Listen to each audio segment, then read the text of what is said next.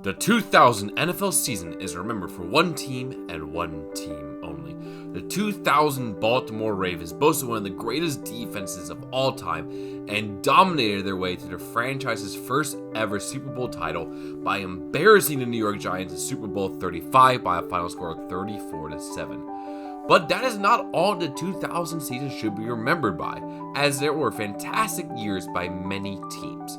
In the AFC East, the Miami Dolphins, in their first season without legendary quarterback Dan Marino, finished first in the division led by the league's third best defense led by Hall of Famer Jason Taylor. The Colts, led by Peyton Manning, finished second in the AFC East and made the playoffs as a wild card team. In the AFC Central, the Titans actually took the crown as the AFC's best team, and with the second best defense in the league, looked to avenge their loss in the Super Bowl the previous year. The aforementioned Ravens finished second in the division with the best unit in the NFL, one of the best in the entire history of the league, led by Defensive Player of the Year Ray Lewis. Out in the AFC West, the Raiders, led by Rich Gannon, won the division with the third best offense in the entire NFL, and the Broncos got the wild card spot with the league's second best offense. In the NFC, the East Division was won by the Giants, where an excellent defense paired with a solid offense led the way for them. The Eagles managed to snag a wild card spot thanks to the effort of second-year starting quarterback Donovan McNabb. The NFC Central was won by the Vikings as Dante Culpepper emerged as one of the best young quarterbacks in the NFL, and the Buccaneers, led by their famous defense, took the wild card spot. Out west, the Saints managed to wrangle the division away from the reigning Super Bowl champions Rams, with Jeff Blake leading a balanced attack. The Rams, led by MVP Marshall Faulk, were able to snag a wild card spot. In the playoffs, the Dolphins ended up getting by the Colts, the Saints sneaked by the Rams, the Eagles blew out the Buccaneers, and the Ravens dominated the Broncos in the wild card round. In the divisional round, the Vikings blew out the Saints, the Giants dominated the Eagles, the Raiders shut out the Dolphins, and the Ravens took down the top-seeded Titans. The Giants then proceeded to blow out the Vikings 41-0 in the NFC Championship game, and the Ravens won a defensive slog against the Raiders. In the Super Bowl, the legendary Ravens defense made their final mark on history, dominating the Giants so much that the only score the Giants had was a kickoff return for a touchdown.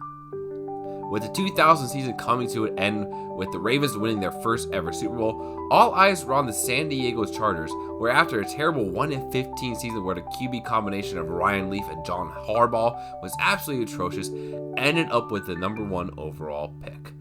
But the day before the draft, the Chargers ended up trading the number 1 pick to the Atlanta Falcons for the Falcons' first and third picks that year. So while Atlanta is now on the clock for the 2001 NFL Draft, let's go over how we're going to grade the 31 players that were taken in the first round of the 2001 NFL Draft. Before we get going with discussing each of the first round draft picks of the 2001 draft, we have to decide how we're going to grade these players. We are taking into account these guys' whole careers in regard to these grades, regardless of if they stay with the teams that drafted them. So let's go ahead and break down the tiers and what each of them represent. Starting off, we have the M tier, named after the legendary quarterback Peyton Manning, the first pick of the 1998 NFL Draft. This is a once-in-a-generation type of player discussed as some of the greatest of all time at their position, the golden goose that every team wishes they had on their team, and absolutely NFL legends. Next, we have the A tier. Players in the series often regarded as some of the best of their generation. These guys are Hall of Famers or potential Hall of Famers by now, or absolute legends of their franchise. Then in B tier, we have players who are able to make multiple Pro Bowls and are on the border of being a potential Hall of Fame player, but are just behind the quality of the types of players who are in A tier. Then in C tier, we have your solid starter. These guys don't really wow you in terms of accolades or stats, but are solid, dependable starters for their teams and maybe have made a Pro Bowl in the year when they had a really excellent season. In D tier, we have players that didn't quite live up to their draft status, but they were still able to bounce around the league for quite a bit after being selected. In F tier, you have your prototypical draft bust, whether it was due to injury, poor performance, or the unfortunate luck of being on a really bad team.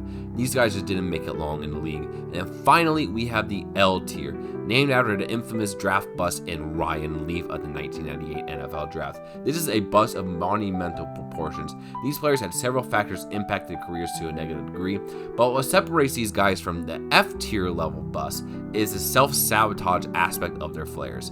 These are the ones you really want to avoid. So now that we have the tiers established, go ahead and get started with the first overall pick, Michael Vick.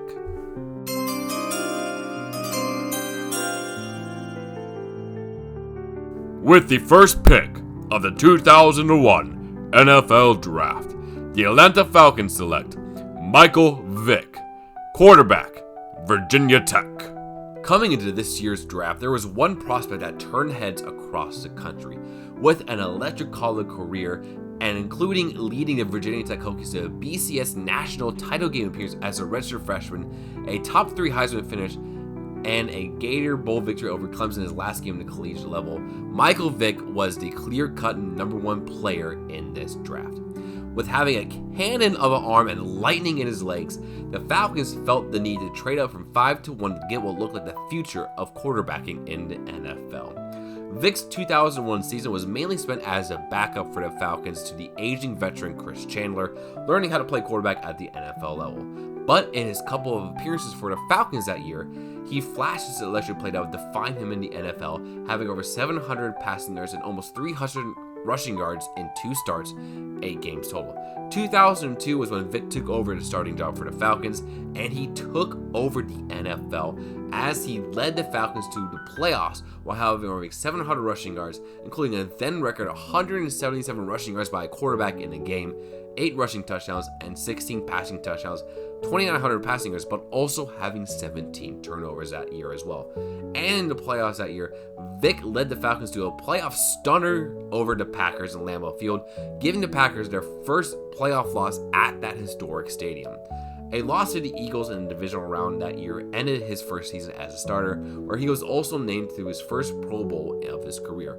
2003 was a rough year for Michael as a broken fibula in a preseason game knocked him out in the first 11 games of the season. He came back and started in 4 games and showed that the injury had little effect on his game. 2004 was another solid year for Michael as he made his second Pro Bowl of his career following a 2,300-yard passing, 900-yard rushing season with 14 passing touchdowns, 3 rushing touchdowns, 12 interceptions, but also had 16 fumbles on his way to an 11-5 record and his first NFC Championship game appearance where the Falcons yet again fell to the Eagles.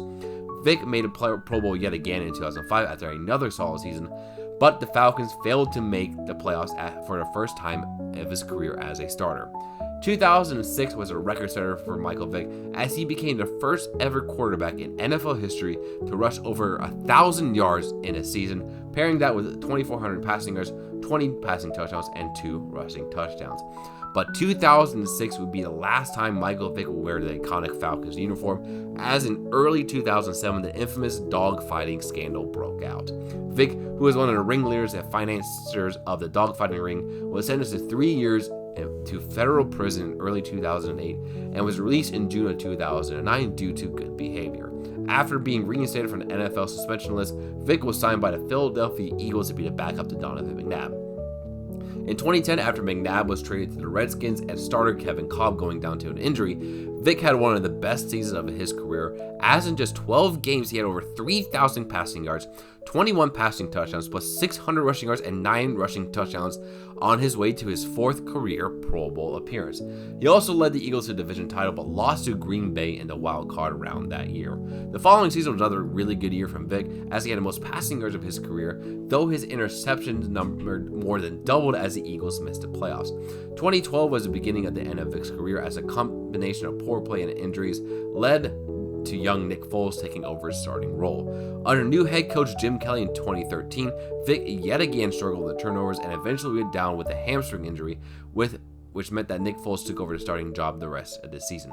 After being released by the Eagles, Vick spent the 2014 season with the Jets as a backup to Geno Smith, and his final season in 2015 was spent with the Steelers as a backup to Ben Roethlisberger. Overall, for his career, Vick played for 13 seasons, 6 with the Falcons, 5 with the Eagles, 1 with the Jets, and 1 with the Steelers, appearing in 143 games, starting in 115 of them, having a quarterback record of 61, 51, and 1, 22,464 passing yards, 133 passing touchdowns, 88 interceptions, a completion percentage of 56.2%, a passer rating of 80.4, 15 game-winning drives, 6,109 rushing yards, 36 rushing touchdowns, 98 fumbles, and an AV value of 112. He also had a playoff record of 2-3, made 4 Pro Bowls, named the 2010 Comeback Player of the Year, and was a cover athlete for Madden 04. For his career, I'm putting Vic into the B tier, as though he was one of the more electric players in NFL history, starting the revolution of the quarterback position being more of a mobile one. Several things prevented Vic from having a better career. Obviously, the dogfighting situation that took away 2 seasons of his career really hampered his counting stats, but early on in his career, Vic was not the greatest of passers, often having a completion percentage around 50%, having a ton of turnovers, and didn't show development as a passer until after his time away from the league. But his rushing ability was second to none during his time, and led to the Falcons to a couple of deep playoff runs that still live in the memories of fans everywhere.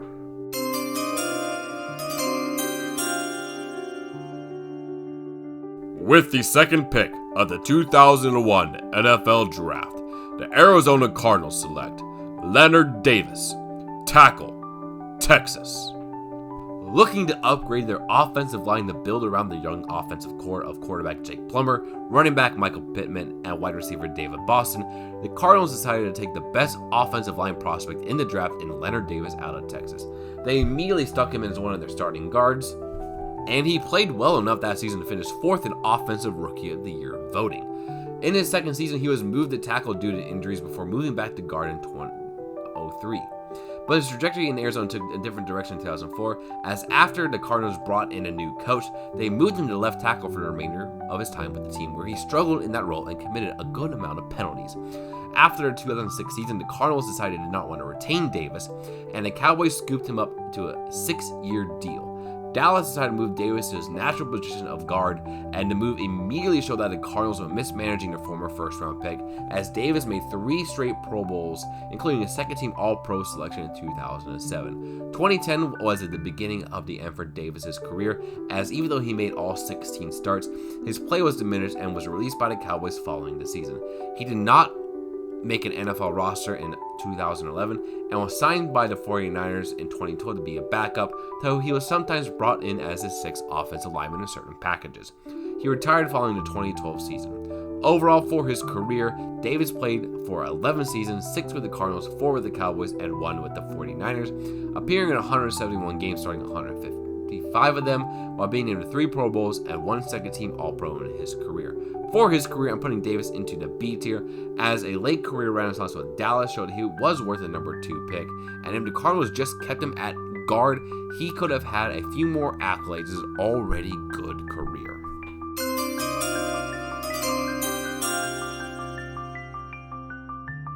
With the third pick of the 2001 NFL Draft, the Cleveland Browns select Gerard Warren, defensive tackle, Florida.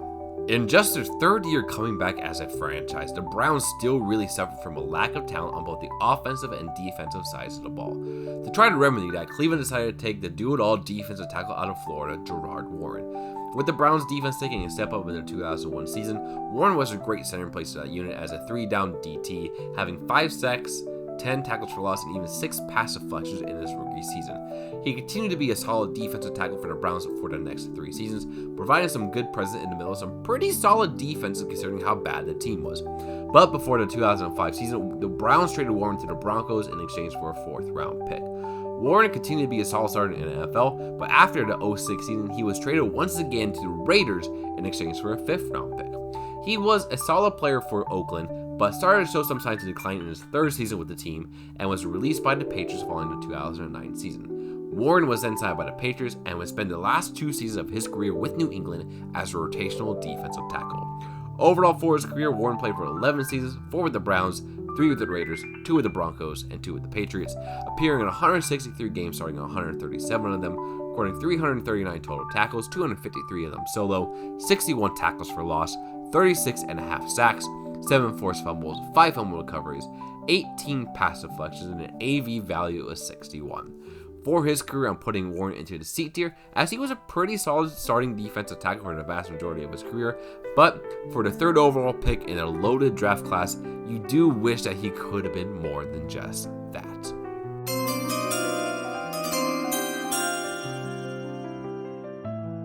With the 4th pick of the 2001 NFL Draft, the Cincinnati Bengals select Justin Smith, defensive end, Missouri.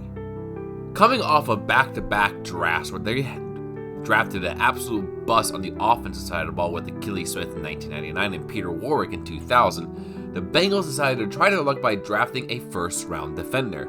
And they decided to take the All-American defensive lineman Justin Smith out of Missouri. And would you know it, the Bengals' streak of drafting first-round bust ended with Smith, as he became one of the most underrated defensive linemen for his time with the Bengals.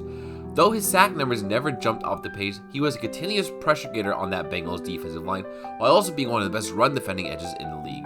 He was also really good at batting passes down at the line. After 7 underrated seasons with the Bengals, Smith entered free agency following the 2007 season and was picked up by the 49ers on a 6-year, $45 million contract. He then proceeded to have the best run of his career, making the Pro Bowl for 5 straight seasons, made the All-Pro team twice, and even finished 3rd in Defensive Player of the Year voting in 2011, while being an integral piece of those dominant 49ers defenses under John Harbaugh. Smith's versatility in being both an edge in a 3-4 system, as well as a defensive tackle in a 4-2 system San Francisco liked to deploy with Navarro Bowman and Patrick Willis, was key to his late career surge. Overall, for his career, Smith played for 14 seasons, 7 with the Bengals and 7 for the 49ers, appearing in 221 games, starting in 217 of them, recording 884 total tackles, 615 of them solo, 119 tackles for loss, 87 sacks, 137 quarterback hits, 17 forced fumbles, 10 fumble recoveries, 3 interceptions, 30 pass deflections, and an AV value of 136. He was also named to 5 Pro Bowls, was a first-team All-Pro 1 time, and a second-team All-Pro 2 times.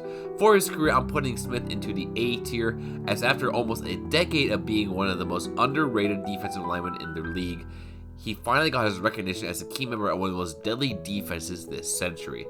And you could make the argument that Smith is a Hall of Famer, and he definitely had a career that is worth celebrating.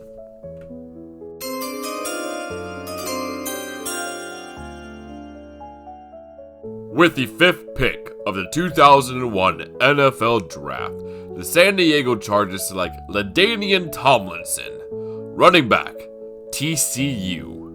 After they decided to trade away the first overall pick to the Falcons, many people thought that the Chargers left a golden opportunity on the table to take a franchise-changing player. But little did everyone know that the Chargers ended up taking the 2 best players in this draft, starting with the star running back out of TCU, LaDainian Tomlinson. Coming off of building the Horned Frog program from the doldrums of college football to being one of the best non-Power 5 programs in all of the land, Tomlinson was not a stranger to rebuilding struggling football teams. In his rookie season, LaDainian had a pretty solid year, finishing 2nd in Rookie of the Year voting while having over 1,200 rushing yards and 10 rushing touchdowns. But his second season saw an improvement, with Tomlinson making his first career Pro Bowl with a 1,600-yard rushing season and 13 touchdowns under new head coach Marty Schottenheimer. And 2003 saw another important piece of Tomlinson's success join the team in Pro Bowl fullback Lorenzo Neal. With Neal blocking the way, Tomlinson had one of the most insane peaks in NFL history, where for the next 5 seasons, LT averaged 1,550 rushing yards and 19 rushing touchdowns per season, while making 4 Pro Bowls, 3 first-team All-Pros, and won an Offensive Player of the Year award. His career peaked in the legendary 2006 season, where he not only won the Offensive Player of the Year award, he was named NFL MVP, following setting the NFL record for 31 total touchdowns in the year, which still stands to this day, including a mind-boggling 28 rushing touchdowns. I don't think that we will ever see a running back that had a more dominant season the way Tomlinson had that year. Sadly, the Chargers fell apart in the playoffs that year as the number 1 seed to the New England Patriots, and head coach Marty Schottenheimer, who was instrumental in Tomlinson's rise, was fired. 2007 was another great year for Tomlinson, but after the Chargers decided to release Lorenzo Neal, Tomlinson had a step back in 2008, where after suffering an MCL sprain in the 2007 playoffs and having a toe injury in the first game of the year led to career lows in almost all stats. 2009 was another rough season as injuries limited his effectiveness, as he had his first season below 1,000 rushing yards in his career. That would end up being Tomlinson's last season with the Chargers, as a strained relationship with the front office led to LT seeking another team. He eventually signed with the Jets for the 2010 season, but he was pretty ineffective as he had another sub-1,000 yard season, and 2011 would be his last year in the NFL, as he only had 280 yards on the ground as the Jets' backup. Overall, for his career, Tomlinson played for 11 seasons, 9 with the Chargers and 2 with the Jets, appearing in 170 games, starting in 155 of them, having 13,684 rushing yards on 3,174 attempts, 145 rushing touchdowns, 624 receptions, 4,772 receiving yards, 17 receiving touchdowns, 31 fumbles, and an AV value of 158. He was also named to 5 Pro Bowls, 3 first-team All-Pro teams, 3 second-team All-Pro teams, 1 Offensive Player of the Year award, 1 MVP award, and 1 Walter Payton Man of the Year award. For his career, I'm putting Tomlinson into the M tier, as he was one of the best running backs in NFL history, and having one of the best peaks in NFL history as well. The fact that he even challenged Lawrence Taylor for the nickname of LT just shows you how great Tomlinson was. It's not often that a team trading away the number 1 pick ends up getting the better player, but that is how the Chargers made out with taking LT with this pick.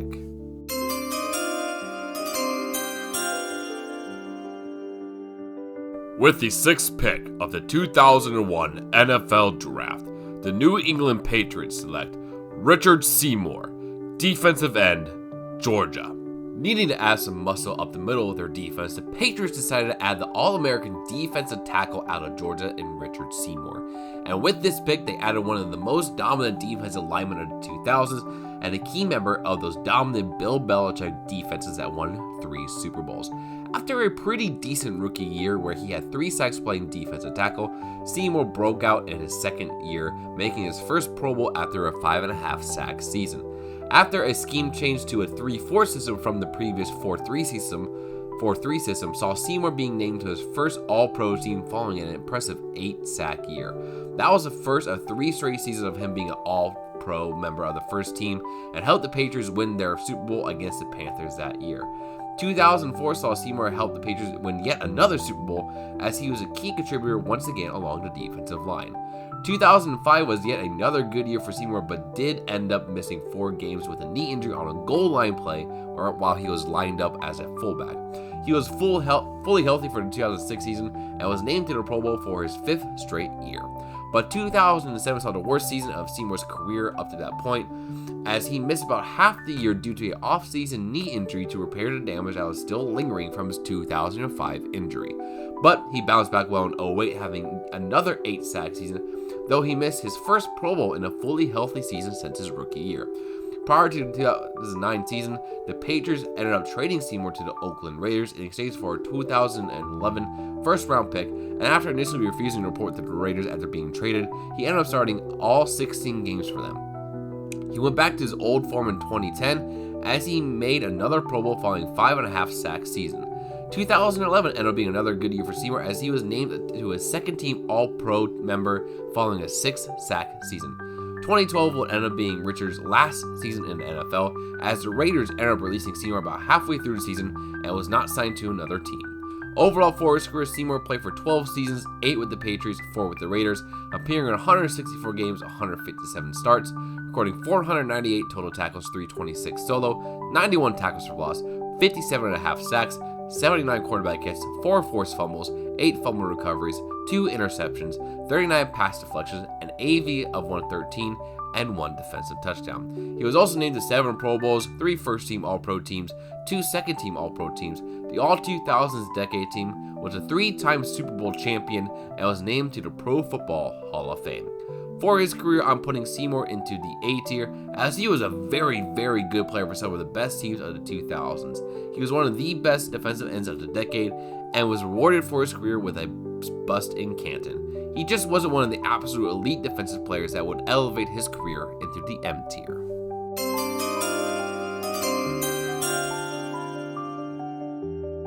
With the 7th pick of the 2001 NFL Draft, the San Francisco 49ers select Andre Carter, defensive end, California. Coming off of a really impressive college career at Cal, Andre Carter was drafted to the 49ers to provide some pass rushing oomph to their defense. And for his time with San Francisco, Carter was a solid but unspectacular pass rusher outside of his 2002 season where he had a career-high 12.5 sacks. But after that season, there was a decline in his play with the 49ers as he missed over half the season in 2004 due to injury, and a switch to a 3-4 scheme prior to the 2005 year led him to his worst production in a season so far of his career. After the 2005 season, Carter signed a 6-year contract with the Redskins, and after they moved him back to his natural position of a 4-3 defensive end, he had his best stretch of his career. 2007 was really good for Carter, as he had his second double-digit sack season of his career, as well as 4 forced fumbles. 2009 was yet another good year as he finished with 11 sacks and 3 forced fumbles. But another change from a 4-3 to a 3-4 scheme prior to the 2010 season saw his production and playing time crater. The Redskins released him following the year, and the Patriots signed him to a 1-year prove-it deal for the 2011 season. Carter definitely proved the Patriots right as he made the only Pro Bowl of his career following a 10-sack season. He then signed with the Raiders for 1 year, and following a pretty bad season there, spent his last season back with the Patriots as a rotational edge rusher. Overall for his career, Carter played for 13 seasons, 5 with the 49ers, 5 with the Redskins, 2 with the Patriots, and 1 with the Raiders, appearing in 184 games, starting 147 of them, recording 517 total tackles, 388 solo, 115 tackles for loss, 80.5 sacks, 121 quarterback hits, 18 forced fumbles, 4 fumble recoveries, 28 pass deflections, an AV value of 75, and 1 safety. He was also named to 1 Pro Bowl in his career. For his career, I'm putting Carter into the C tier, as he was a pretty solid player for his career, though he was a bit inconsistent due to a variety of injuries and scheme changes.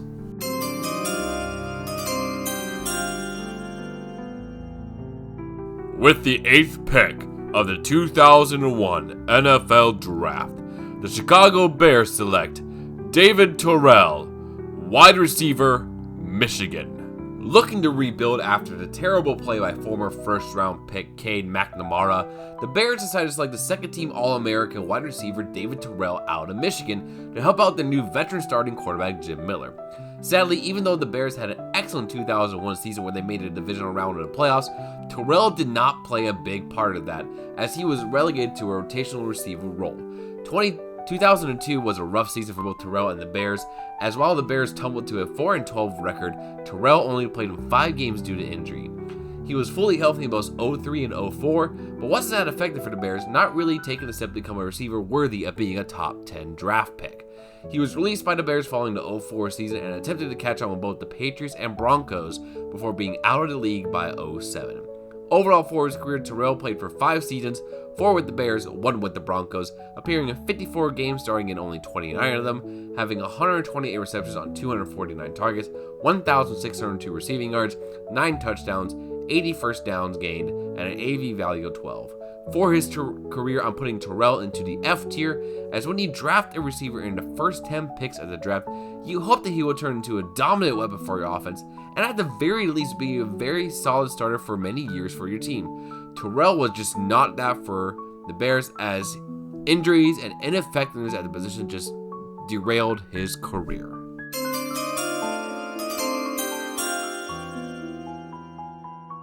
With the 9th pick of the 2001 NFL Draft, the Seattle Seahawks select Koren Robinson, wide receiver, North Carolina State. Having a similar mindset that the Bears had the pick prior, the Seahawks decided to draft the versatile wide receiver Koren Robinson out of NC State. Looking to add a wideout to pair with future MVP Shaun Alexander and young future Pro Bowl quarterback Matt Hasselbeck in his first year with the team, Robinson actually had a pretty solid start to his career. His rookie year saw him make 13 starts, and his second season was the best of his career, as Robinson had over 1,200 receiving yards and a year that you could argue should have made the Pro Bowl in. But that would be the peak of Robinson's production as wide receiver, as each of the next 2 years with the Seahawks led to less and less production. He was a free agent following the 04 season and was signed by the Vikings, where he would primarily be a kick returner. Robinson was quite successful in that role, being named to his first and only Pro Bowl that year with the Vikings, but a DUI and reckless driving charge saw him being released from the team and was subsequently signed by the Packers. He was then suspended for a year early into the 06 season due to a substance abuse suspension, and was released following the 07 season due to poor performance and a logjam at the Packers wide receiver position. He spent the 08 season in a limited role back with Seattle before retiring. Overall for his career, Robinson played for 8 seasons, 5 with the Seahawks, 1 with the Vikings, and 2 with the Packers, appearing in 96 games, starting in 70 of them, recording 294 receptions on 551 targets, 4,244 receiving yards, 16 receiving touchdowns, 193 first downs, 2,070 kick return yards, 1 kick return touchdown, and an AV value of 39. He was also named to 1 Pro Bowl in his career. For that career, I'm putting Robinson into the C tier, as he had 1 really good year in 02 as a receiver and was named to 1 Pro Bowl as a returner in his otherwise pretty mediocre career. Definitely not the worst career that a player could have, but when taking a receiver in the top 10 of the draft, you would want more production than what Robinson had.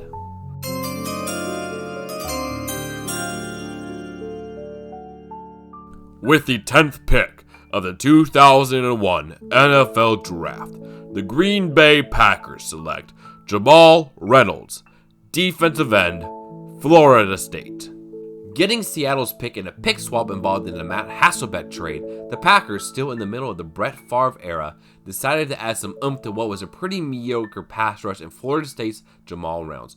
Coming off an excellent career with the Florida State Seminoles, where he was a unanimous All-American following a 12-sack season, it was expected that Reynolds would come in and rejuvenate this Packers pass rush, which had had a true number 1 guy since Reggie White retired following the 98 season. But his rookie year was rough, as injuries, a lack of performance when he was on the field, and the emergence of Kabir Bajia-Biamila as a viable edge 1 saw the Packers' confidence in Reynolds dipped. He continued to show not a lot of promise in the next 2 seasons, as he barely played in the games that he actually suited up for.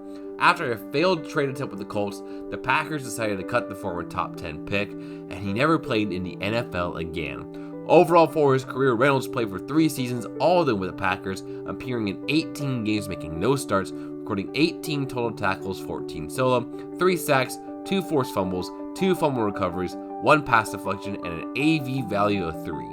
For his career, I'm putting Reynolds into the F tier, as he was just an old-fashioned draft bust. Injuries and a lack of production ruined his career, and was one of the many draft mistakes the Packers made in the early 2000s.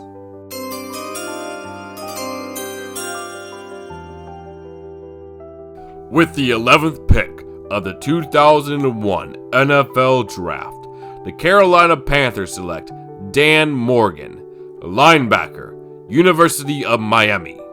Following an excellent career at the University of Miami, where he was a starter every single year he was a Hurricane and finished as a unanimous All-American in 2000, Dan Morgan was a clear-cut number 1 linebacker prospect in this draft, and the Panthers decided to take him to be the leader of their defense. After a pretty solid rookie season where he was both good in stopping the run and in coverage, Morgan took a step forward in an injury-shortened second season, leading the Panthers defense to the 2nd best ranking that year. He was a key part of the Panthers Super Bowl run in 2003 and was named to his first Pro Bowl following the 2004 season, where he had his only season over 100 tackles made. But the main issue with Morgan's career was injuries, as he never had a fully healthy season, and that continued in his 2006 campaign, where after just playing 1 game, he was out for the rest of the year due to an ankle injury. 2007 was more of the same, as just after 3 games, he suffered a season-ending Achilles injury. The Panthers released him following the 2007 season and signed with the Saints for the 2008 year, but retired before the year due to suffering a calf injury and the recovery from his Achilles injury not going all that well. Overall for his career, Morgan played for 7 seasons, all of them with the Panthers, appearing in 59 games, starting in all 59 of them, recording 390 total tackles, 284 of them solo, 18 tackles for loss, 7 sacks, 5 interceptions, 17 pass deflections, 3 forced fumbles, 6 fumble recoveries, and an AV value of 33. He also made the 1 Pro Bowl in 2004. For his career, I'm putting Morgan into the C tier, as he was a pretty solid starting linebacker when he was healthy, even having the capability to make the Pro Bowl after a really good year. But injuries really limited his career, as he missed several seasons worth of games battling a variety of ailments. He probably would have had a lot better career if he didn't have to deal with all of those injuries.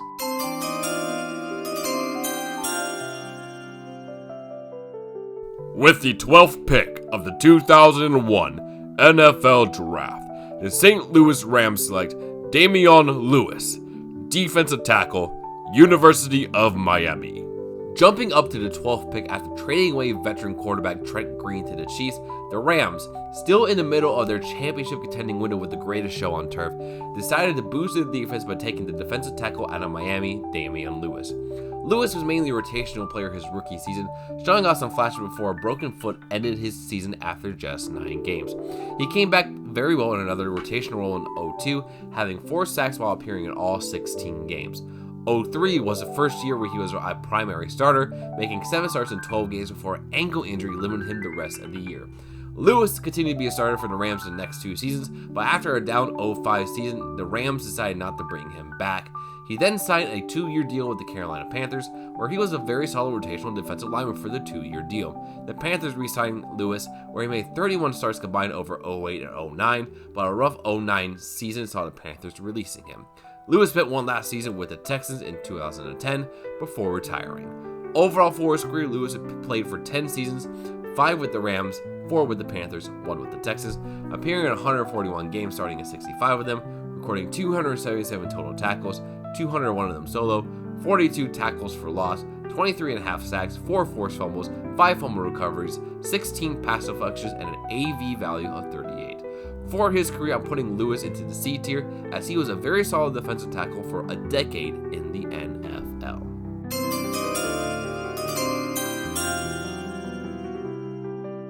With the 13th pick of the 2001 NFL Draft, the Jacksonville Jaguars select Marcus Stroud, defensive tackle, Georgia. Continuing this draft trend of having a ton of talented defensive tackles, the Jaguars decided to take Marcus Stroud out of Georgia to be the anchor of their defensive line. And after helping rebuilding a struggling Bulldogs program, Stroud formed one of the most dominant defensive tackle duos in the NFL with fellow man John Henderson. Stroud particularly was a menace to block, as after a rookie season where he was primarily a back route, he broke out in 2002 with a 6.5 sack, 12 tackle for loss season. He then made 3 straight Pro Bowls from 03 to 05, including a second-team All-Pro selection in 04. But he started to miss time with injuries in 2006, and in 07 he was suspended for 4 games due to violating the league's substance abuse policy.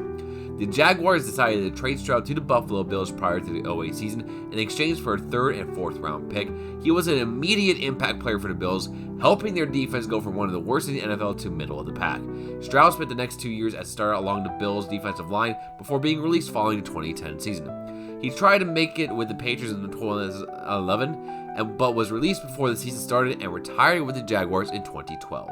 Overall for his career, Stroud played for 10 seasons, 7 with the Jaguars and 3 with the Bills, appearing in 146 games, starting in 129 of them, recording 429 total tackles, 314 solo, 62 tackles for loss, 29.5 sacks, 8 forced fumbles, 6 fumble recoveries, 41 pass deflections, and an AV value of 80. He was named to 3 Pro Bowl teams and 1 second-team All-Pro selection. For his career, I'm putting Stroud into the B tier, as in his prime, there were very few defensive tackles that were better than him. But sadly for him, his prime was just not long enough to warrant consideration into the higher tiers.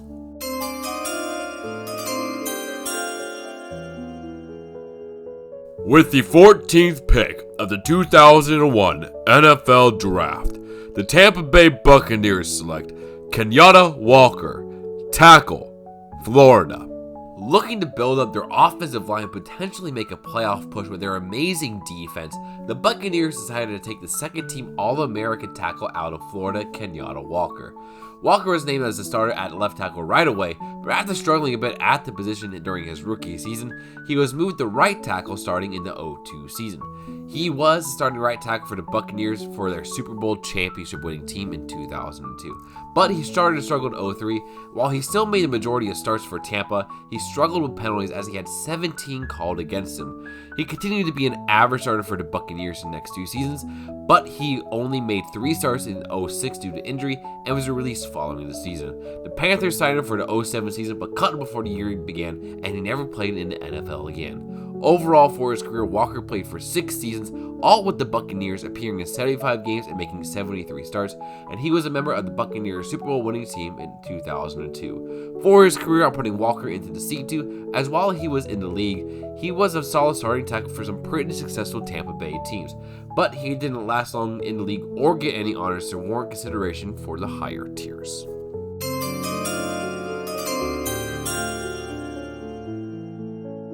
With the 15th pick of the 2001 NFL Draft, the Washington Redskins select Rod Gardner, wide receiver, Clemson.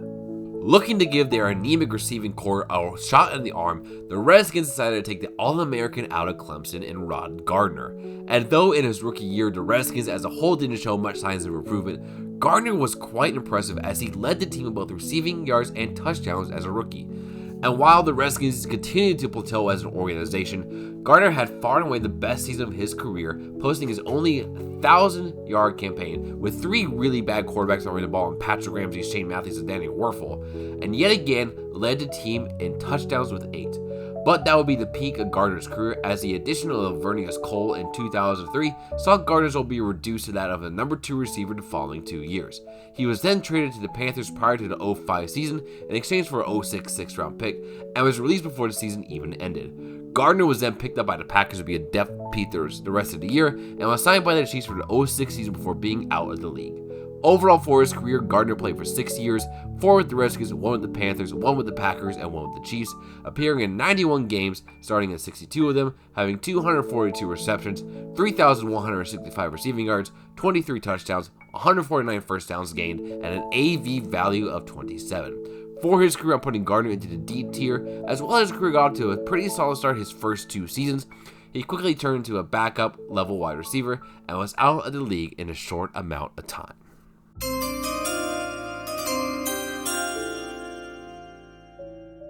With the 16th pick of the 2001 NFL Draft, the New York Jets select Santana Moss, wide receiver, University of Miami.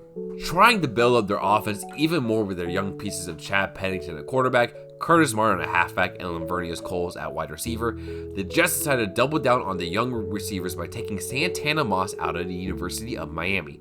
Coming off a dominant college career, he was not only one of the best players in Miami football history, but also an all-conference track athlete. It was a bit of a slow start to Santana Moss's career.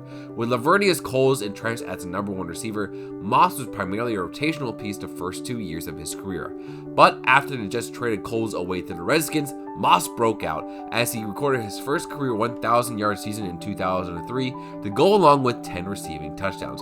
He continued to be a good number 1 option for the Jets in 2004, but prior to the 2005 season, the Jets decided to trade away Moss to the Washington Redskins in exchange for their former number 1 receiver in Laveranues Cole. Moss then signed a 6-year contract with the Redskins and immediately had the best season of his career, as he had over 1,400 receiving yards and 90 receiving touchdowns on the way to his first career Pro Bowl, and was even named to the second team All-Pro team as well. He continued to be the number 1 guy for Washington for the next 5 years, having 2 more 1,000-yard seasons in that time span. Moss finally started to slow down in 2011, as he missed 4 games with a broken hand and less than 600 receiving yards. With Washington getting younger at the wide receiver position, Moss went to more of a backup slot role, and that was his role for the next 2 years. 2014 was his last year in the league, and he retired following 2014. Overall for his career, Moss played for 14 seasons, 4 with the Jets and 10 with the Redskins, appearing in 197 games, starting in 135 of them, recording 732 receptions, 10,283 receiving yards, 66 receiving touchdowns, 49 first downs, and an AV value of 92. He was named to 1 Pro Bowl and was a second-team All-Pro team member once.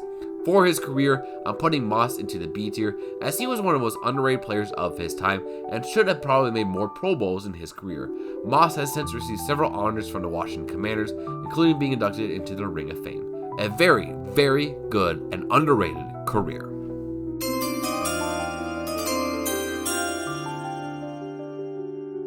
With the 17th pick of the 2001 NFL Draft, the Seattle Seahawks select Stephen Hutchinson, guard, Michigan. Coming off one of the best college careers an interior offensive lineman could have, with a national championship and 2 All-American selections out of Michigan, Steve Hutchinson was the clear number 1 interior offensive line prospect in this draft. The Seahawks selected him to build one of the best offensive lines in the NFL, with him and future Hall of Fame tackle Walter Jones blocking the way for Shaun Alexander and protecting young Matt Hasselbeck. Hutchinson started all 16 games at guard as a rookie, but missed the vast majority of the time during the 2002 season. But starting in 03, Hutchinson went one of the most dominant periods a guard had in NFL history, making the first of 7 straight Pro Bowls, and was named to his first of 7 straight All-Pro teams as well, with a first-team selection in 03. He continued his excellent play over the next 2 seasons, being one of the key reasons why Shaun Alexander had his MVP year in 2005 with his excellent run-blocking capability. After the Seahawks lost to the Super Bowl 40 to the Pittsburgh Steelers, Hutchinson was a free agent and was signed by the Minnesota Vikings to a 7-year, $49 million contract that the Seahawks could not have matched without destroying their salary cap. With the Vikings, Hutchinson continued his dominance, being a key reason for the early success of another MVP running back in Adrian Peterson. But his body started to break down in 2010 when he was put on injured reserve later in that year. His 2011 season ended the same way, and the Vikings then released him following that year. The Titans signed him for the 2012 season, but after 1 year with the team, Hutchinson retired. Overall for his career, Hutchinson played for 12 seasons, 5 with the Seahawks, 6 with the Vikings, and 1 with the Titans, appearing in and starting in 169 games, and had an AV value of 117. He was named to 7 Pro Bowl teams, 5 first-team All-Pro selections, 2 second-team All-Pro selections, was named to the 2000s All-Decade team, and was selected to the Pro Football Hall of Fame in 2020. For his career, I'm putting Hutchinson into the M tier, as he was one of the most dominant offensive linemen of the 21st century and routinely discussed as one of the greatest guards of all time. The fact that he was one of the blockers for 2 of the most dominant running backs of the 21st century showed just how good he was.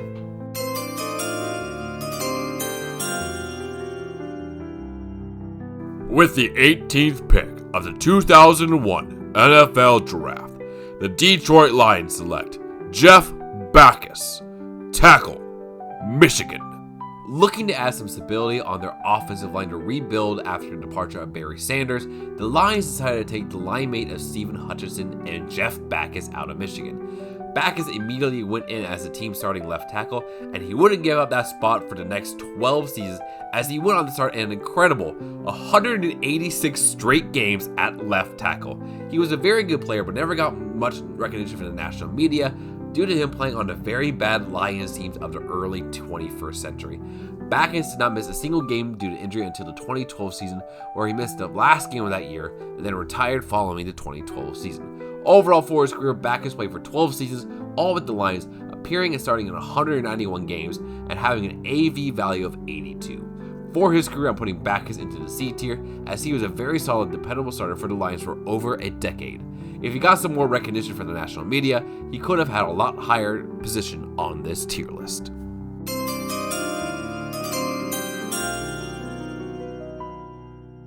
With the 19th pick of the 2001 NFL Draft, the Pittsburgh Steelers select Casey Hampton, nose tackle, Texas. Coming into the draft needing to add a big body along their defensive line, the Steelers decided to take the best pure nose tackle in this draft in Casey Hampton out of Texas.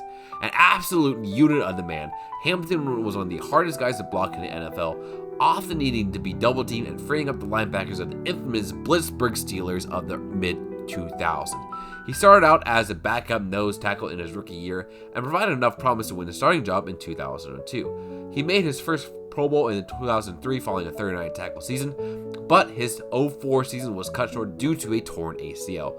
05 was a return to form for Hampton as he made his second Pro Bowl team as a key member of the Steelers' Super Bowl 40 winning defense. He made the Pro Bowl again in 06 and 07 and was an anchor for the Steelers' Super Bowl 43 winning team in 08.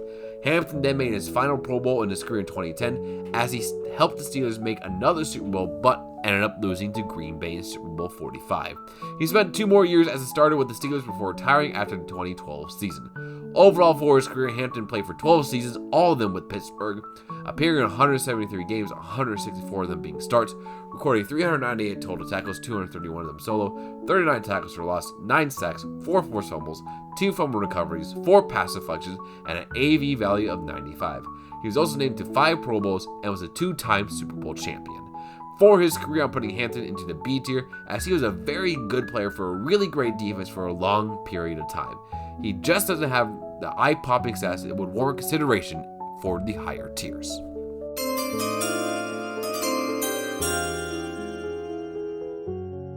With the 20th pick of the 2001 NFL Draft, the St. Louis Rams select Adam Archuleta, defensive back, Arizona State. Continuing to build up their defense to complement their championship-level offense, the Rams decided to use their second first-round pick on the best safety prospect in Arizona State's Adam Archuleta. He proved an instant success in St. Louis as he was one of the best young strong safeties in the game. Archuleta was a profound blitzer and was a really solid tackler as well. After spending 5 really good years with the Rams, Archuleta was signed by the Redskins for the largest contract at the time for a safety with a 6-year, $30 million deal.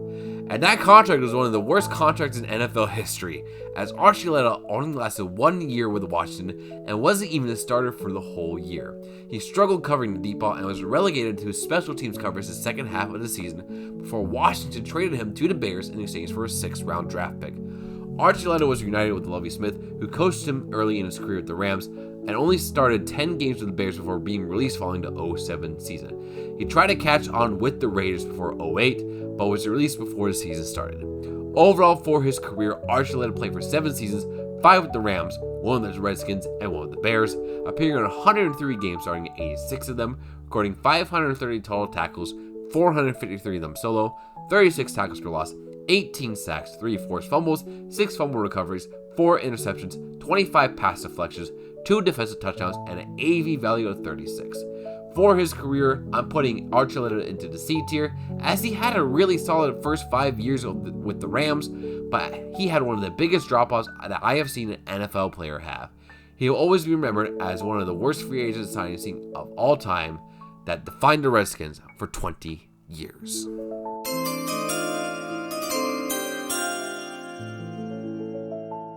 With the 21st pick of the 2001 NFL Draft, the Buffalo Bills select Nate Clements, defensive back, Ohio State. Looking to add to their secondary, the Bills selected the top cornerback in the class in Ohio State's Nate Clements. Clements immediately proved himself as a starting caliber corner early on in his career, as he got into the Bills lineup just 5 games into his playing career. He was excellent in his second season, as he had 6 interceptions and a return touchdown on top of that. Clements continued to be a really good corner for the Bills, having another 6 interception season in 2004 as he made his first Pro Bowl. He then had a 100 tackle season in 2005 and signed the most lucrative contract in NFL history for a defender when he signed an 8-year, $80 million deal with the 49ers prior to the 2007 season. Clements continued to be a solid corner for San Francisco, continuing to rack up the starts and interceptions until the 2009 season, where he missed over half the year with a shoulder injury. He spent 1 more year with San Francisco before they released him following the 2010 season. Clements has signed a 2-year deal with the Bengals, where he spent the last 2 years of his career as a solid veteran starter before retiring following the 2012 season. Overall, for his career, Clements played for 12 years, 6 with the Bills, 4 with the 49ers, and 2 with the Bengals, appearing in 180 games, starting in 168 of them, recording 826 total tackles, 669 solo, 36 tackles for loss, 4.5 sacks, 23 forced fumbles, 8 fumble recoveries, 36 interceptions, 144 pass deflections, 5 defensive touchdowns, 2 punt return touchdowns, 2 missed field goals returned for touchdowns, and an AV value of 78. For his career, I'm putting Clements into the B tier, as he had a really good NFL career, being a versatile scorer and having 9 total touchdowns in his career, as well as being an above-average starting corner for over a decade with some great ball skills at the cornerback position.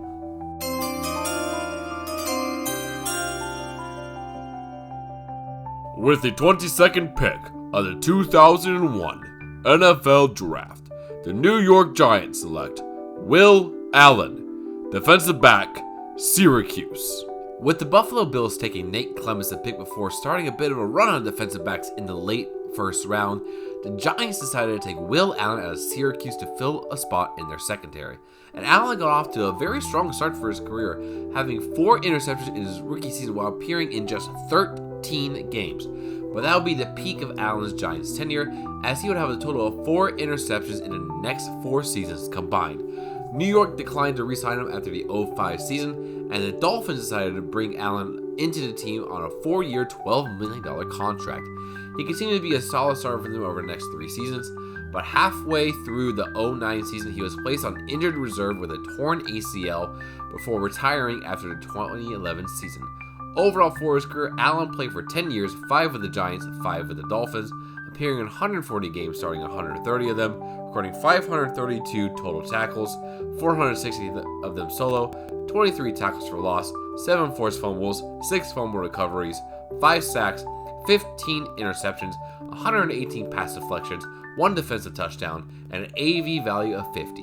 For his career, I'm putting Allen into the C tier, as he was a very solid starting corner in the NFL for a decade, but wasn't much more than that, as he never was voted to any Pro Bowl teams.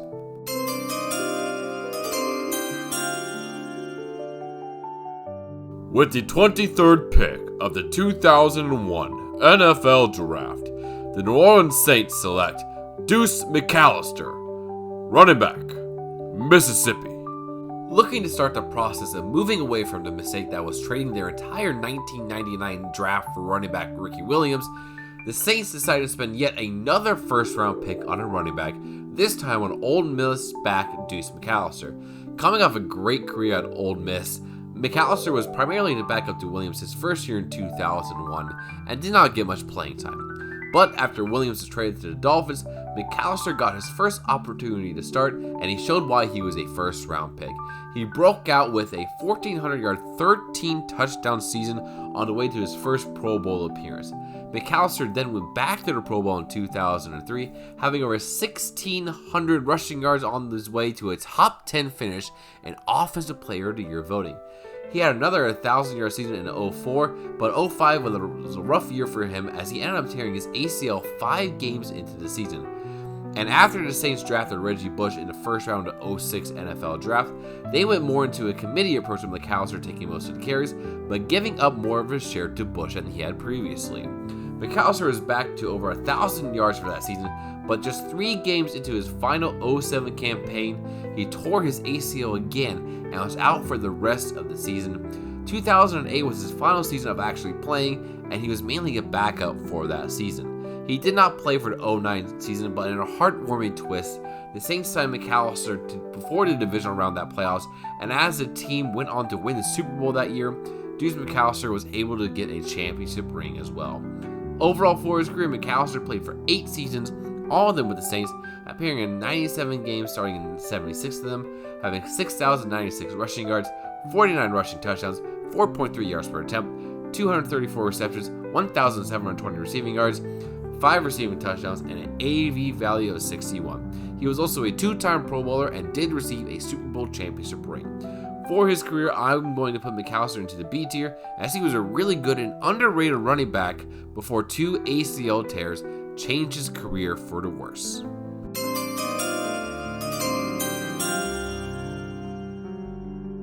With the 24th pick of the 2001 NFL Draft, the Denver Broncos select Willie Middlebrooks, defensive back, Minnesota.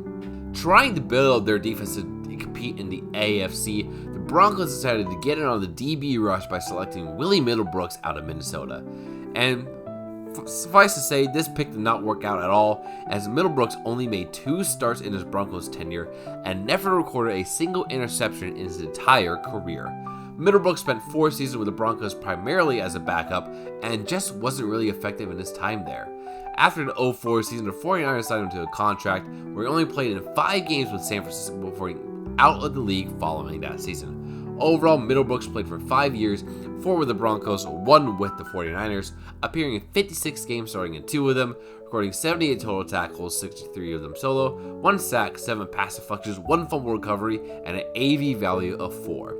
For his career, I'm putting Middlebrooks into the F tier, as if you were taking a player in the first round, you expect them to make more than 2 starts in their career. Just a massive disappointment.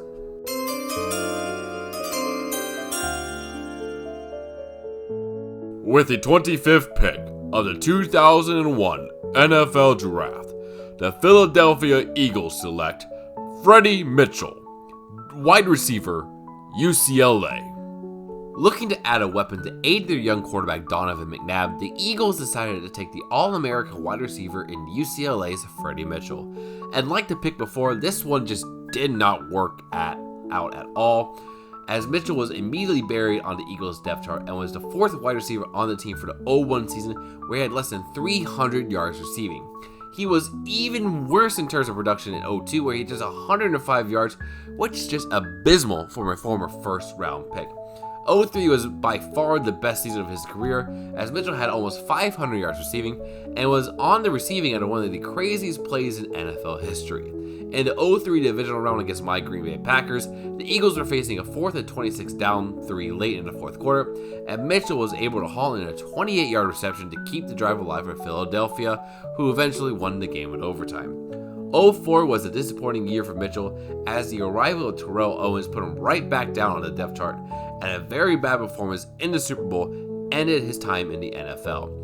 Overall, for his career, Mitchell played for 4 seasons, all 4 of them with the Eagles, appearing in 63 games, starting in 17 of them, recording 90 receptions, 1,263 receiving yards, 5 receiving touchdowns, 63 first downs, and an AV value of 14. For his career, outputting Mitchell into the F tier, as he was just an absolutely awful receiver for a team that really could have used another weapon for their offense.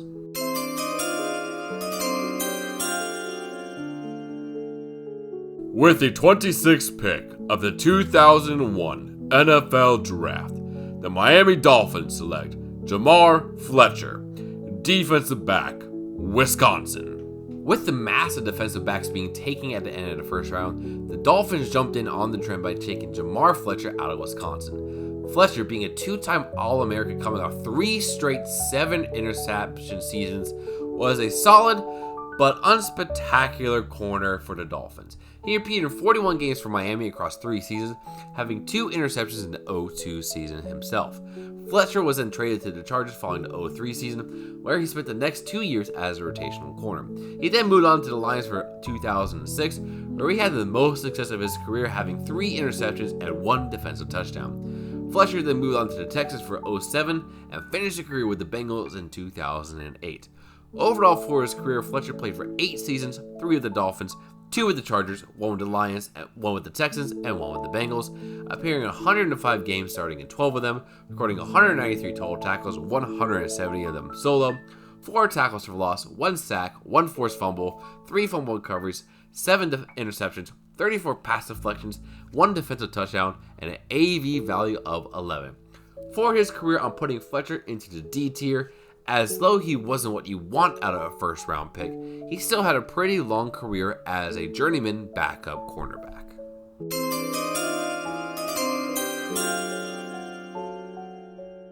With the 27th pick of the 2001 NFL Draft, the Minnesota Vikings select Michael Bennett, running back, Wisconsin. Looking to get their next franchise running back following the retirement of Robert Smith, the Vikings decided to take the next back out of the running back factory that is the University of Wisconsin, and Michael Bennett. While his rookie season was slow, Bennett broke out during his second year, reaching the Pro Bowl following a 1,300-yard season. But what was a promising start to his career was absolutely ruined by injuries, as each of his next 2 seasons were cut short due to them. He spent 1 more season with the Vikings before being released by Minnesota following the 2005 season. He then signed with the Saints, but before the 2006 season even started, he was traded to the Chiefs in exchange for a 4th-round pick. Bennett was the backup to Larry Johnson for Kansas City for the 2006 season, and part of the 2007 season before the Chiefs traded him to Tampa Bay. Following his brief tenure with the Bucs, Bennett spent time with both the Chargers and Raiders before retiring following the 2010 season. Overall, for his career, Bennett played for 10 years, 5 with the Vikings, 2 with the Chiefs, 2 with the Buccaneers, 2 with the Chargers, and 1 with the Raiders, appearing in 107 games, starting in 50 of them, having 3,703 rushing yards, 13 rushing touchdowns, 4.4 yards per attempt, 191 receptions, 1,294 receiving yards, 6 receiving touchdowns, and an AV value of 38. He was named to 1 Pro Bowl in his career, and for that career, I'm going to put Bennett into the D tier, as though he had a really solid start to the year and made the Pro Bowl in his second career season. A string of devastating injuries led him to becoming a career backup running back.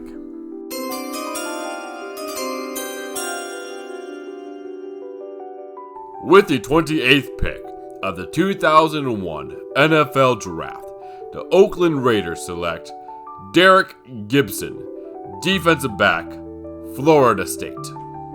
Adding more to their defensive back end to try to build that unit up to be a Super Bowl champion level unit, the Raiders decided to take the former national champion Derek Gibson out of Florida State.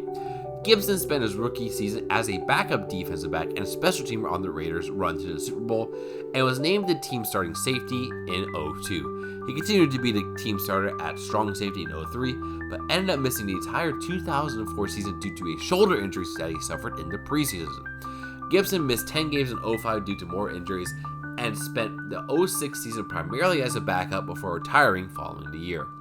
Overall, for his career, Gibson played for 5 seasons, all of them with the Raiders, appearing in 69 games, starting in 32 of them, recording 196 total tackles, 161 of them solo, 6 tackles for loss, 2 sacks, 1 forced fumble, 2 fumble recoveries, 3 interceptions, 16 pass deflections, and an AV value of 14.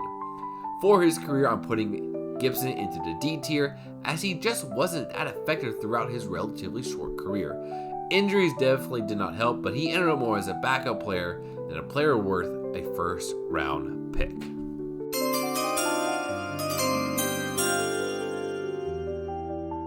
With the 29th pick of the 2001 NFL Draft, the St. Louis Rams select Ryan Pickett, defensive tackle, Ohio State.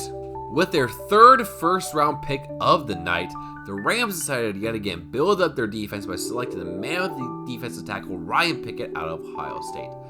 Pickett was primarily a backup defensive tackle his rookie year, as the Rams wanted to lose to the Patriots in the Super Bowl that season. But he emerged as a starter in his second season at defensive tackle, and immediately proved to be a very solid contributor along the Rams' defensive line, having over 60 tackles as a DT that year. He continued to be a steady presence in the interior of the Rams' defensive line over the next 3 seasons, being an excellent run stuffer and showing a bit of pass rush ability as well. Following the 2005 season, Pickett signed a 4-year, $14 million contract with the Packers and was named the starting defensive tackle for that team. He continued to be a very solid player for the Packers, being very flexible along the defensive line over the years. He was moved over to nose tackle for the 2009 season after the Packers brought in Dom Capers at DC, and with the emergence of B.J. Raji, the Packers DT in the future, Pickett was moved over to defensive end for the 2010 season, where he was a key contributor of the Packers' Super Bowl winning team.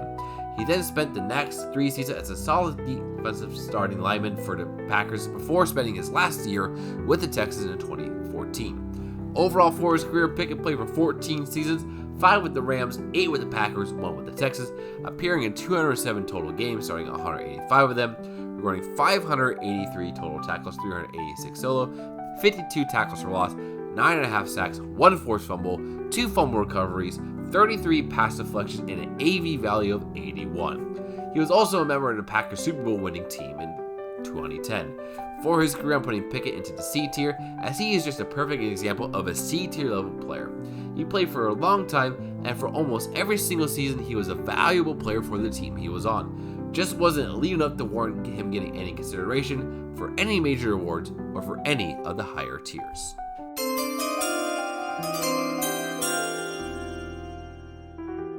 With the 30th pick of the 2001 NFL Draft, the Indianapolis Colts select Reggie Wayne, wide receiver, University of Miami.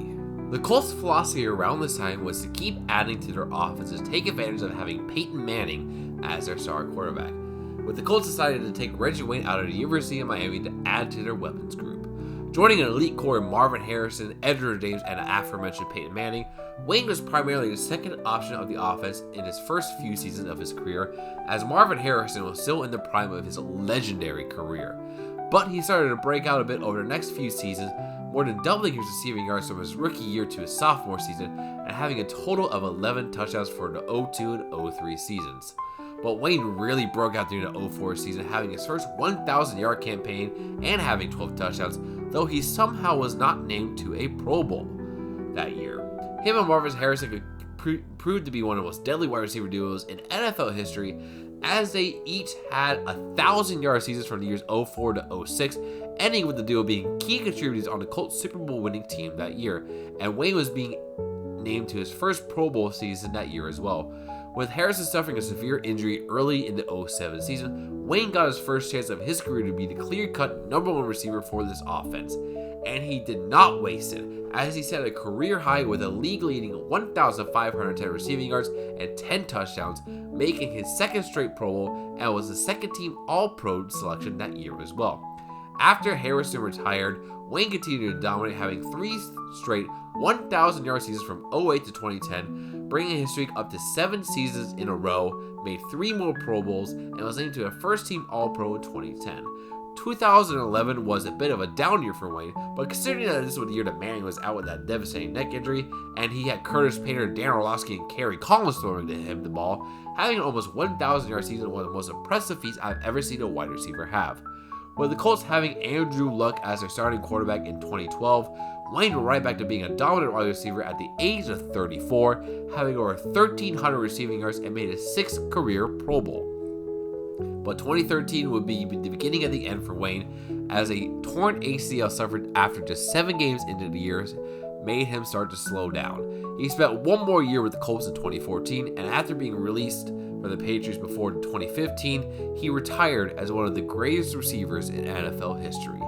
Overall for his career, Wayne played for 14 seasons, all of them with the Colts, appearing in 211 games, starting 197 of them, recording 1,070 receptions, good for 11th all-time, 14,345 receiving yards, good for 10th all-time, 82 receiving yards, touchdowns, 763 first downs gained, and an AV value of 153. He was named to 6 Pro Bowls, 1 first-team All-Pro, 2 second-team All-Pros, and was a member of the Colts Super Bowl 41 winning team. For his career, I'm putting Wayne into the A tier, as he is one of the best wide receivers of all time and should be in the Hall of Fame by now. But as we have seen with Torrey Holt and Steve Smith, the NFL Hall of Fame is not very kind in inducting wide receivers, but Reggie Wayne definitely has a gold jacket in his future.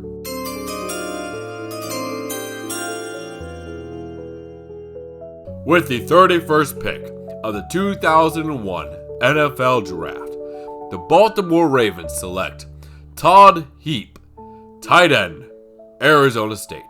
With the last pick of the first round in the NFL Draft, the defending Super Bowl champion Ravens decided to select their heir apparent to future Hall of Fame tight end Shannon Sharpe and Arizona State's Todd Heap. And early on in his career, Heap was looking worthy of that title. After being the backup for the team behind Sharpe in his rookie season, Heap took over as a full-time starter starting in 2002 and provided a big impact as he had over 800 receiving yards, which for a tight end in 2002 not named Tony Gonzalez is super impressive, and 6 touchdowns on his way to make his first career Pro Bowl. He went back-to-back on a Pro Bowl selection in 2003 following a 700-yard 3-touchdown and 4 2-point conversion season that saw him be named to his second-team All-Pro selection. But 2004 saw him miss 10 games due to injury. But with the addition of former MVP quarterback Stephen McNair in 2006, Heap had a nice bounce back couple of years in 2005 and 2006, being fully healthy in both of those seasons, having over 700 receiving yards each year, and could have gotten some Pro Bowl consideration those years as well. But 2007 saw him go down to another series of injuries, and he started to decline beginning into 2008 season. He continued to make starts for the Ravens in 2009 and 2010 with solid production, but was released from Baltimore following the 2010 season. He then signed a 2-year deal with the Cardinals, but only played for 12 games with the team over the next 2 seasons due to injury, and he retired following the 2012 season. Overall for his career, he played for 12 seasons, 10 with the Ravens, 2 with the Cardinals, appearing in 145 games, starting 131 of them, recording 499 receptions, 5,869 receiving yards, 42 receiving touchdowns, 304 first downs, and an AV value of 42. He was also named to 2 Pro Bowls and was a second-team All-Pro once. For his career, I'm putting Heap into the B tier, as he got off to an absolutely amazing start for his career and was a really solid option for the Ravens for the first 7 years of his career.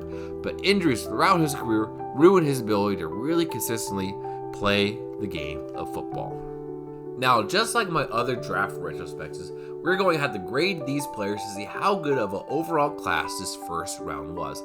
To do this, we will be using the standard letter grading system where an A is worth 4 points, a B is worth 3, a C is worth 2, a D is worth 1, and an F is worth 0 points. For the 2 special tiers, the M tier is worth 5 points, and the L tier is worth -1 points. Then we average all the points up and see where it stands. So the total amount of M tier players we had were 2, giving it 10 points. In the A tier, there are 3 players giving it 12 points. Total in the B tier was 8 players giving 24 points. Total in the C was 10, giving us 20 points. Total D tier was 4, giving us 4 points. In F tier, there's 4 players giving us 0 points there. And there's actually no players in the L tier in this draft. So the total we have 70 points. You divide that by 31, you get a 2.25 or as a C+. If you compare this to the 1998 class, which got a 2.03 or C, 1999 class, which got a C- score of 1.76, or the 2000 class, which got a 1.93 average of C, you see that this class has been by far the best one we have gone over. The lack of draft bust compared to other draft classes really helped this one out, as it had just 4 F tier level players and no L tiers at all. That combined with a high amount of average to above average careers, as well as the 2 M tier players of LaDainian Tomlinson and Steve Hutchinson, as well as the 3 A tiers in Justin Smith, Richard Seymour, and Reggie Wayne, make this the strongest first round class that we have gone so far. Well, thank you all so much for watching this video. I know it was a long one for me to get out here. I really wanted to make sure I did this one good. Next up, we got the hidden gems of the 01 NFL draft, and it will get into some baseball content as well. Let me know what you guys think down in the comments below, and I'll see you in the next one. Peace.